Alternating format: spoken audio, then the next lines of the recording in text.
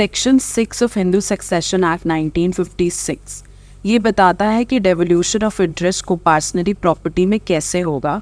आप इस सेक्शन को सेक्शन 2 और सेक्शन 4 के साथ रीड करिए। वीडियोस के लिंक डिस्क्रिप्शन बॉक्स में फाइंड करिए। अमेंडमेंट ऑफ 2005 से पहले सेक्शन 6 रिटेन करता है मिताक्षरा को पर्सनली प्रॉपर्टी को, जिस प्रॉपर्टी में सिर्फ हिंदू मेल का इंटरेस्ट फाइंड किया जाता है। फीमेल्स इनहेरिट नहीं कर सकती एंसेस्ट्रल प्रॉपर्टी जैसे उनके मेल काउंटर पार्ट्स इनहेरिट कर सकते थे।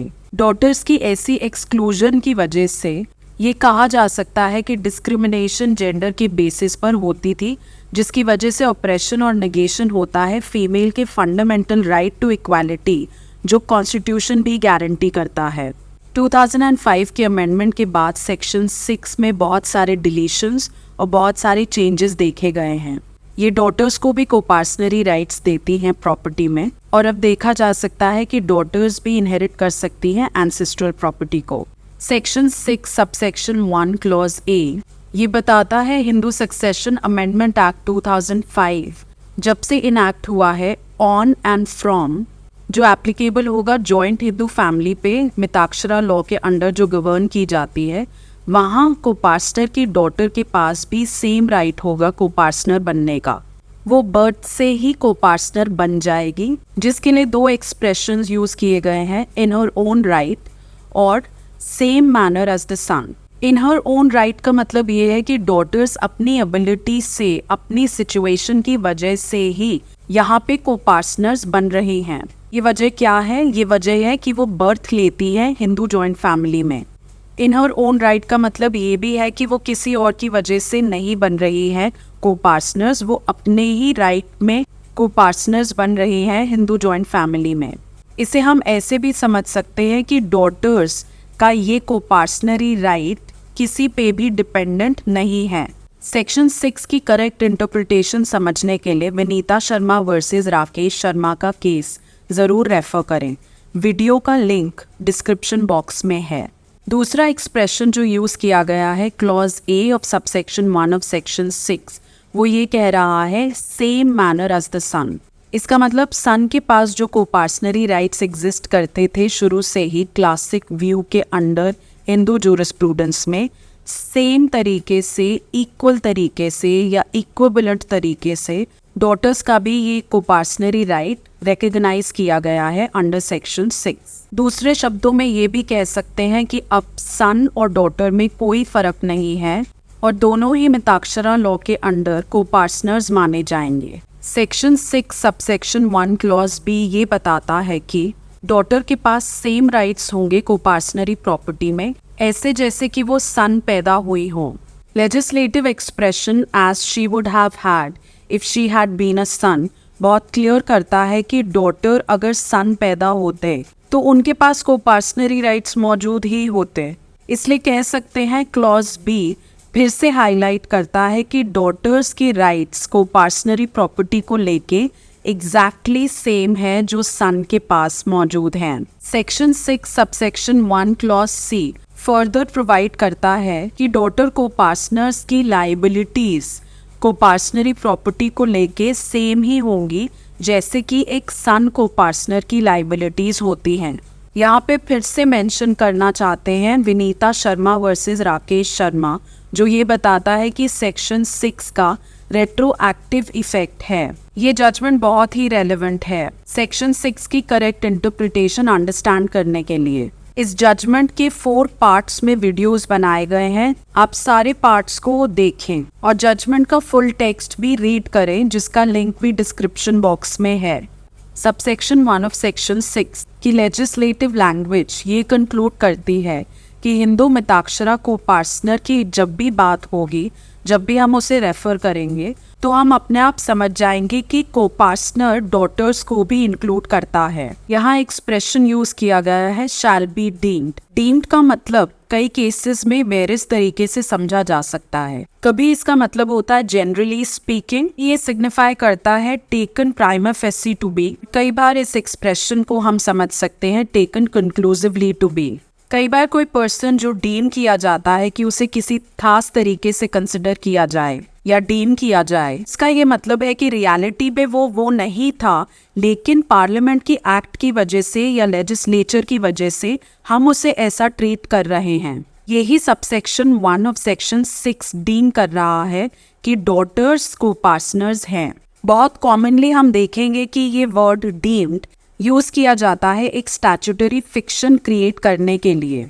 स्टैट्यूटरी फिक्शन को क्रिएट करने का पर्पस ये होता है कि ये एक्सटेंडेड मीनिंग देता है उन चीज़ों को जहाँ पे हम देखते हैं कि रियलिटी में उन चीज़ों को या उस सब्जेक्ट मैटर को या सबसेक्शन 1 ऑफ सेक्शन 6 के रिगार्ड में डॉटर्स को रियलिटी में को पर्सनली राइट्स नहीं मिले थे। जब हम पर्पस समझते हैं इस लीगल फिक्शन का या स्टैट्यूटरी फिक्शन का, तो हम ये जान पाते हैं कि क्यों ज़रूरत पड़ी हमें स्टैट्यूटरी फिक्शन क्रिएट करने की। इस पर्टिकुलर सेक्शन के रिगार्ड में डॉटर्स को कोपार्सनरी डीम किया गया है ताकि हम जो डिस्क्रिमिनेशन जेंडर की बेसिस पे हो रही है उसे रिमूव कर सकें। अब देखिए proviso to subsection 1 of section 6। जब हम प्रोविजो रीड करते हैं, इसका ये मतलब होता है कि सेक्शन की मेन बॉडी का एक प्रिंसिपल है और प्रोविजो सिर्फ एक एक्सेप्शनल सिनारियो स्टेट कर रहा है। ये प्रोविजो हमें ये बता रहा है कि सबसेक्शन 1 जो भी प्रोवाइड कर रहा है डॉटर्स को कोपार्टनर्स बता रहा है, वो प्रोविजन किसी भी डिस्पोजिशन, एलियनेशन और पार्टीशन या फिर टेस्टामेंटरी डिस्पोजिशन ऑफ प्रॉपर्टी को इनवैलिडेट नहीं करता, उसको अफेक्ट नहीं करेगा। ध्यान दें, ऐसी डिस्पोजिशन या एलियनेशन जो इंक्लूड कर रहा है पार्टीशन या फिर टेस्टामेंटरी डिस्पोजिशन, वो 20th डे ऑफ दिसंबर 2004 से पहले अकर हो चुकी हैं। इस प्रोविजन का खास मतलब यही है कि लेजिस्लेचर ये नहीं चाहता कि 2005 के अमेंडमेंट के बाद जब डॉटर्स भी कोपार्टनर्स बनती हैं तो वो डिस्पोजिशंस और एलियनेशन टच ना किए जाएं जो अमेंडमेंट से पहले ही हो चुके हैं। अगर प्रोविजो ये प्रोवाइड ना करता तो फ्लड गेट ओपन हो जाता उन सारी डिस्पोजिशंस और एलियनेशंस को लेकर जिसमें डॉटर्स को कोई भी हिस्सा नहीं मिला था। प्रोविजो की इस लेजिस्लेटिव लैंग्वेज के हिसाब से हम समझ सकते हैं कि ये एंटिसिपेट नहीं किया गया है कि सारी डिस्पोजिशंस और एलियनेशन जो पास्ट में हो चुकी हैं उनको टच किया जाए और रेट्रोस्पेक्टिवली हमें इफेक्ट नहीं देना है इस सेक्शन की लैंग्वेज को। सेक्शन 6 सबसेक्शन 2 ये बताता है कि किसी भी प्रॉपर्टी में जब हिंदू फीमेल को पार्टनर बनती है सबसेक्शन 1 के अंडर, तब उन पर कोपार्टनरी ओनरशिप के सारे इंसिडेंट्स भी एप्लीकेबल होंगे। इंसिडेंट्स ऑफ कोपार्टनरी प्रॉपर्टी इंक्लूड करता है कि कोपार्टनर होल्ड कर सकते हैं कोपार्टनरी प्रॉपर्टी। पर्सनरी प्रॉपर्टी जॉइंटली ओन की जाती है बाकी के कोपार्टनर्स के साथ, जिसे कह सकते हैं कम्युनिटी ऑफ इंटरेस्ट और यूनिटी ऑफ पोजेशन। इस प्रॉपर्टी में अनप्रेडिक्टेबल और फ्लक्चुएटिंग इंटरेस्ट एग्जिस्ट करेगा। Right to ask for partition exist करेगा। सबसेक्शन 2 आगे ये भी प्रोवाइड करता है कि ऐसी प्रॉपर्टी जिसमें डॉटर्स भी कोपार्टनर्स मानी गई हैं सबसेक्शन 1 के अंडर, उस प्रॉपर्टी में फीमेल का ऐसा राइट होगा कि वो उस प्रॉपर्टी को डिस्पोज ऑफ कर सकती हैं विल बनाकर भी। इसका मतलब है सबसेक्शन 2 हिंदू फीमेल का एब्सोल्यूट राइट रिकॉग्नाइज कर रहा है उसकी अपनी प्रॉपर्टी पे, जिसको वो अपने हिसाब से डिस्पोज ऑफ कर सकती है।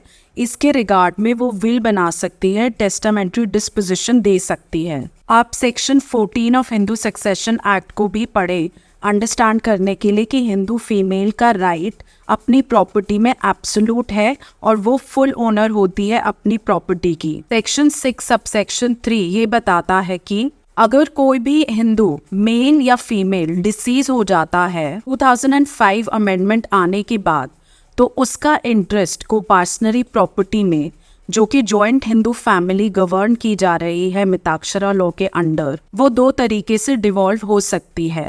पहला टेस्टामेंट्री सक्सेशन, मतलब वो सक्सेशन जो गवर्न किया जाएगा टेस्टामेंट या फिर विल द्वारा, जो हिंदू सक्सेशन एक्ट के सेक्शन 30 में रिकॉग्नाइज किया गया है। और सेक्शन 30 ये बताता है कि कोई भी हिंदू अपनी प्रॉपर्टी को डिस्पोज ऑफ कर सकता है विल या फिर टेस्टामेंट्री डिस्पोजिशन के द्वारा। और टेस्टामेंट्री सक्सेशन रेगुलेट किया जाएगा इंडियन सक्सेशन एक्ट 1925 द्वारा। ध्यान रखिए, सेक्शन 30 रिकॉग्नाइज करता है टेस्टामेंट्री सक्सेशन, लेकिन हिंदू सक्सेशन एक्ट सेक्शन 30 के अंडर कोई भी रूल नहीं बता रहा जिसके हिसाब से टेस्टामेंट्री सक्सेशन रेगुलेट किया जाए। इसके लिए हमें इंडियन सक्सेशन एक्ट ऑफ 1925 को ही देखना पड़ेगा। दूसरा तरीका जिसके हिसाब से प्रॉपर्टी डिवॉल्व होगी वो है इंटरस्टेट सक्सेशन। इसका मतलब ये है कि प्रॉपर्टी सक्सीड कैसे की जाएगी, किस पे डिवॉल्व होगी। अगर कोई हिंदू इंटरस्टेट डिसीज करता है, मतलब बिना विल बनाए ही मर जाता है। आगे सब सेक्शन 3 ये बोलता है कि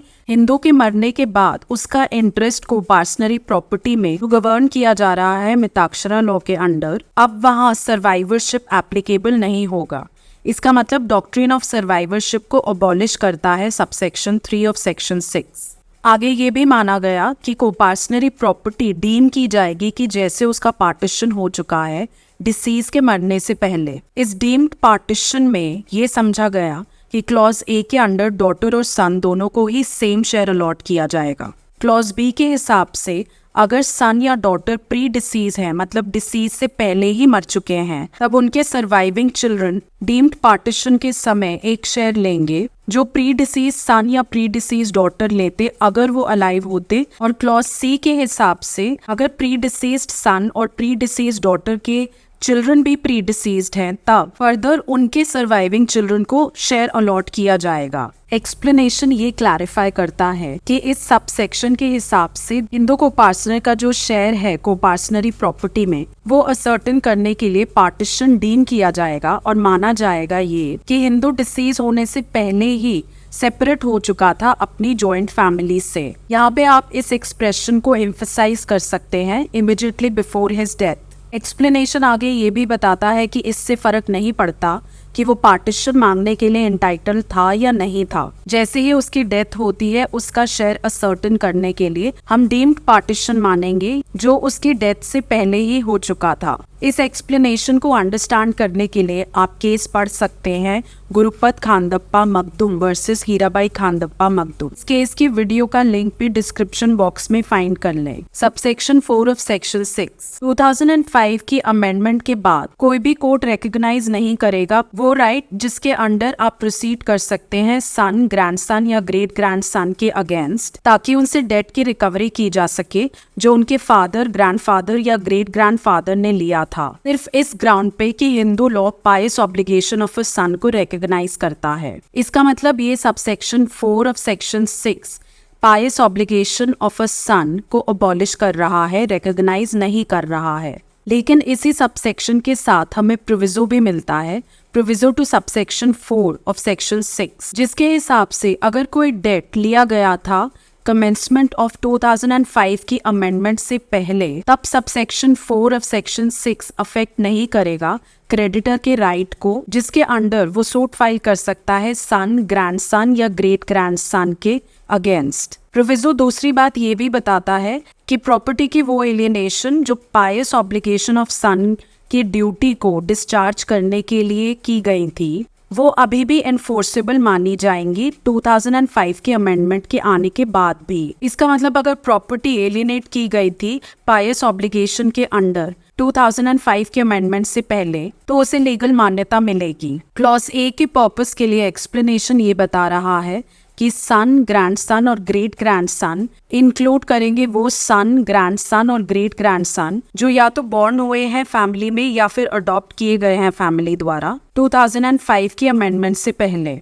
सबसेक्शन 5 ऑफ सेक्शन 6 ये बता रहा है कि ये सेक्शन उस पार्टीशन पे एप्लीकेबल नहीं होगा जो 20 दिसंबर 2004 से पहले हो चुके हैं। एक्सप्लेनेशन क्लैरिफाई करता है कि पार्टीशन का मतलब सिर्फ एक हो सकता है, या तो पार्टीशन ड्यूली रजिस्टर्ड है रजिस्ट्रेशन एक्ट 1908 के अंडर, या फिर पार्टीशन इफेक्ट में आया था कोर्ट की डिक्री के द्वारा। इसका मतलब सेक्शन अप्रिशिएट नहीं करेगा ओरल पार्टीशंस को।